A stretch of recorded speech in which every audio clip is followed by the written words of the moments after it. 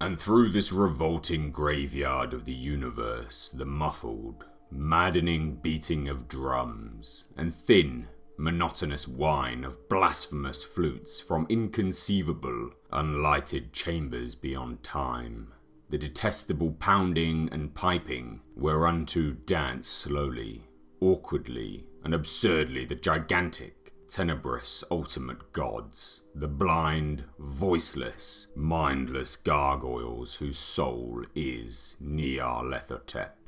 H.P. Lovecraft, Nyarlathotep. The crawling chaos, Nyarlathotep. An outer god, and offspring of the blind, idiot god, Azathoth. Nyarlathotep is vastly different from the rest of the outer god pantheon in numerous ways. Many of the great old ones seldom appear on Earth or are active among humans. Nyarlathotep, however, is often among us, in the deceptive form of a joyous man, appearing tall and slim. This human form that he takes is just one of 1,000. The other forms are said to be enough to drive a person to total insanity. Being the spawn of Azathoth, he is his servant, tending to the will of the nuclear chaos and enacting his wishes on Earth, even if they are but his dreams. We also feel the will of the other outer gods through Nyarlathotep, being that he is free to roam on our plane of existence, and they are not.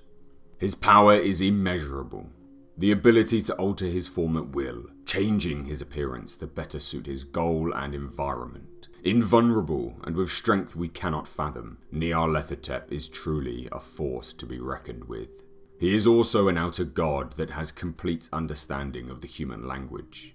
Every language, in fact. Able to speak with us, shaping us and changing us. With this in mind, it has been suggested that Nyarlathotep is somewhat omniscient.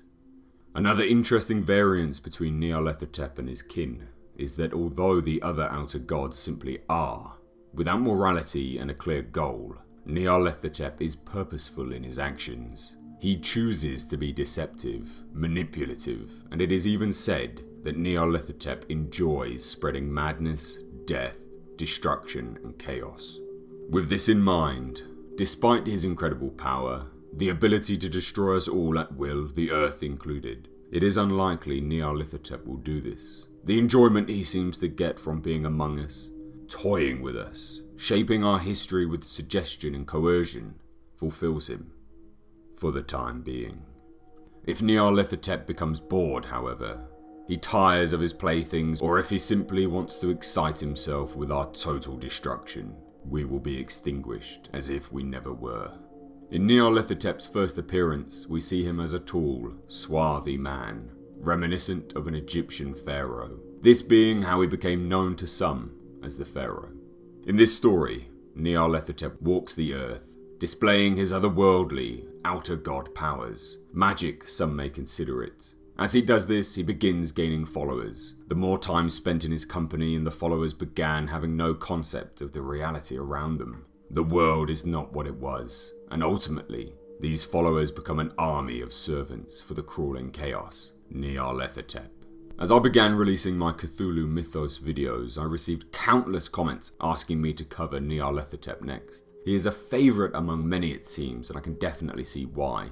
Interestingly, H.P. Lovecraft seemed to favour the outer god as well, being that he appears the most in his stories throughout his works. The inspiration for this creation came around following a nightmare. In this extremely vivid and horrendous dream, a letter came to Lovecraft which read, "Don't fail to see Nyarlathotep if he comes to Providence.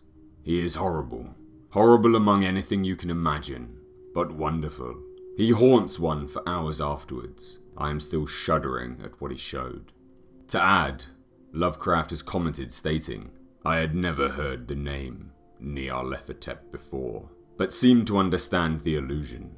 Nyarlathotep was a kind of itinerant showman or lecturer who held forth in public halls and aroused widespread fear and discussion with his exhibitions. These exhibitions consisted of two parts. First, a horrible, possibly prophetic cinema reel, and later some extraordinary experiments with scientific and electrical apparatus. As I received the letter, I seemed to recall that Nyarlathotep was already in Providence. I seem to remember that persons had whispered to me in awe of his horrors, and warned me not to go near him. But Loveman's dream letter decided me.